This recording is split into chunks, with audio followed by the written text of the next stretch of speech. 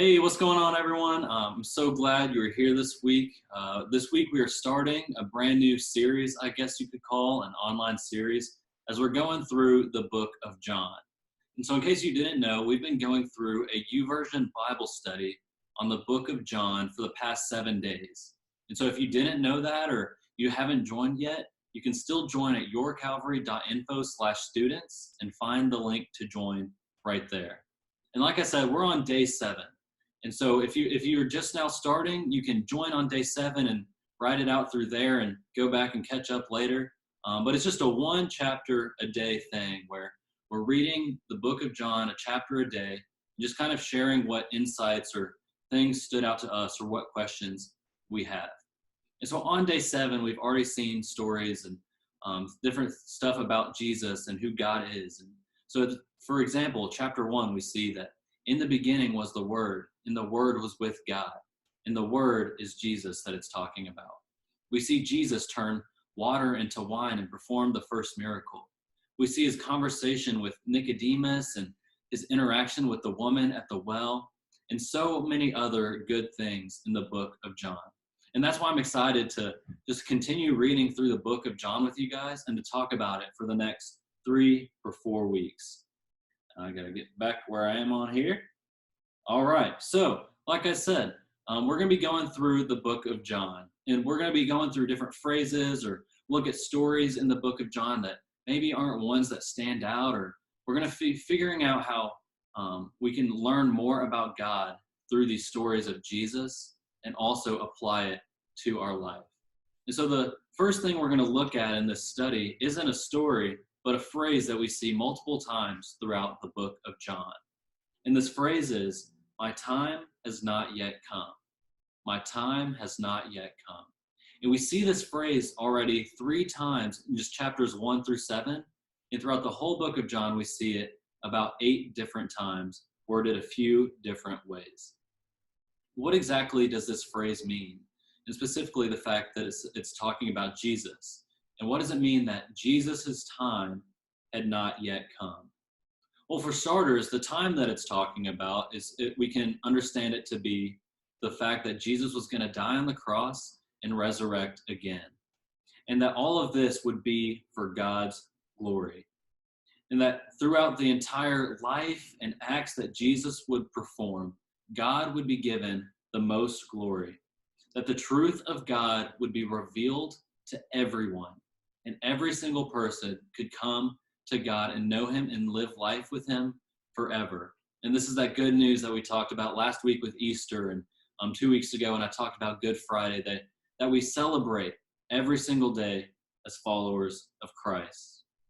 And it's just pretty amazing to me. We already worship God and we worship Jesus and look at just the perfection that he had and that he never sinned. And that just blows our mind away. And we can't even wrap our heads around what it would be like to lead a sinless life. But Jesus didn't only just not sin, but he also perfectly obeyed the Father. Jesus perfectly obeyed the Father. Jesus was patient in everything that he did, and it was all well thought out because he knew the Father's plan and that it was perfect and it would give God the most glory through his death on a cross and 3 days later rising again. I mean, think about it. If you were Jesus, or if you could perform miracles like he did, I think you'd be doing them literally all the time. You'd be coming up with new things that you could do with magical powers to heal people or to give God glory. I'd be turning water into Dr. Pepper and running on water all the time. I mean, it would just be amazing. I'd be doing miracles left and right and saying, I'd be trying not to say, look at me and look at all I can do, but trying to do the miracles and saying, look at God and all the things that he has been able to do through me. And so imagine the disciples' shock when there would be a perfect opportunity for Jesus to do something, and then he would say, now is not the time. Because Jesus knew that the more he would perform miracles, the more people were going to want to kill him. And you see that already in just chapters 1 through 7, that people were planning to kill Jesus. But even one of the times he gets away because he says, now is not the time. So through Jesus's perfect patience and obedience to the Father, the world would be saved through it, because he knew that there was a time that he would need to die for us, and his time just had not yet come.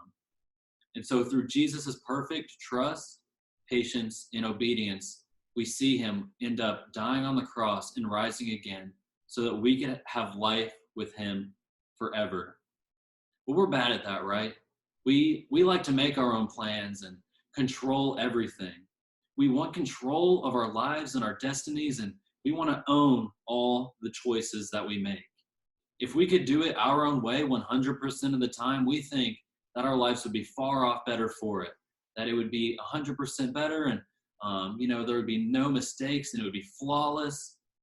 But that is just so far from the truth.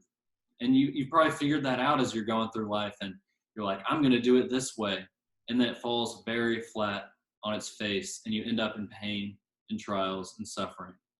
And that's because God's plans for us are so much better, infinitely better than anything we could even dream up or imagine.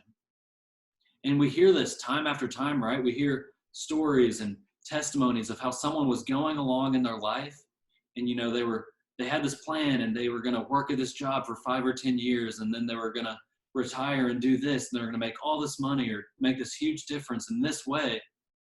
But then God turned their life completely around, and he worked through them in a different way. And they always, you hear these stories and they reflect back and they say, it didn't make any sense to me. And I wanted to do this and I was hurting. But I see now how God was with me through this whole entire story, through my whole life. And throughout all of it, God has given glory. And there's so much more that has been done through trusting in his plan than anything I could ever do. And I saw this in my own life when God told me to quit baseball. And I've shared with you guys this before that, I was living it up. It was my best baseball career ever. I was a freshman in college. I was making great new friends and teammates. I was starting every game except for one, but then I later played in it and it was really dumb. But anyways, that's beside the point. I was leading off every now and then, and hitting really well, playing outfield. It was just awesome. And I thought that was going to be my life for the next 3 or 4 years, and that God had me there to invest in those guys on the team, and that I was going to be a leader to those guys and a light to those guys, and that was kind of my mission field. But God had a different plan, and he just threw it all out of the window, and he said, "Psych, you are not going to play baseball for the next 3 years, but you're going to quit, and then you're not going to know what you're doing for the next year and a half." At least that's what it felt like for me. "And I'm going to lead you down a different path." And he led me to where I am. And like I said, through that whole journey, I was lost. I was in a slum. I didn't feel like myself, and I didn't know what God had planned for me. But throughout all of that, and how God brought me here to Calvary, I see how he was working in the background the whole time, and how I've been able to share the story with different people and see how God has given glory through the different trials and things that I faced. And it's just crazy to me through what obedience can do and how it just gives God glory. And we can see that again through Jesus's own obedience to the Father. And so my question to you guys right now is, where are you at in all of this? Do you have a magical, perfect plan that's laid out that you're going to go to Purdue or go somewhere, and this is what you're going to finish college and then get a master's and get this job and everything's going to be perfect? You're going to have a 3-bedroom house with 5 kids, whatever. You've got the perfect plan. Or maybe you find yourself in the boat of you have zero clue what you're doing with your life, and you wish God would smite you over the head and give you a step in the right direction. Whichever boat you are in right now, my challenge to you guys is to let go and let God. If you're the planner and you've got it all laid out, walk down that path, go toward that plan, but throughout the whole thing, hold on to it loosely and know that God could lead you in another direction at any moment, and wherever he wants to lead you is going to be the best direction for your life and everyone else's life around you. So if you're that planner, let go and let God and trust and obey him. And if you're in that other boat, I have no clue what I'm even doing the next 3 days of my own life. I don't know where I'm going to go to college. I don't know what I'm going to do with my future. Keep on just doing your life. Go to school and Trust God that he is going to lead you and he's still going to work with you in your life. Even if it doesn't make sense or you don't know what your purpose is for 20 years, God is still present with you and he's still working in your life and in the lives of those around you. So keep an eye out for that and let go and let God and trust him just in the day-to-day of your life. Whenever you're confused or you don't know your plans or your plans fall apart, look to Jesus and remember that, he could have fought, he could have took himself off the cross like they were begging him to do and shouting at him and mocking him. But he knew that God had a better plan, that he's never going to leave you or forsake you, and that he is going to receive the most glory through your obedience as a follower of Christ. So what are you holding on to right now? Where are you not giving God control of your life? Trust that he is with you and that his plans are infinitely better than anything you could ever dream up or imagine. Just let go and let God. Guys, I love you all. I miss you, and I cannot wait to see you guys in the Zoom meeting on Wednesday or Thursday and here again at the same time next week. Love you all. Bye.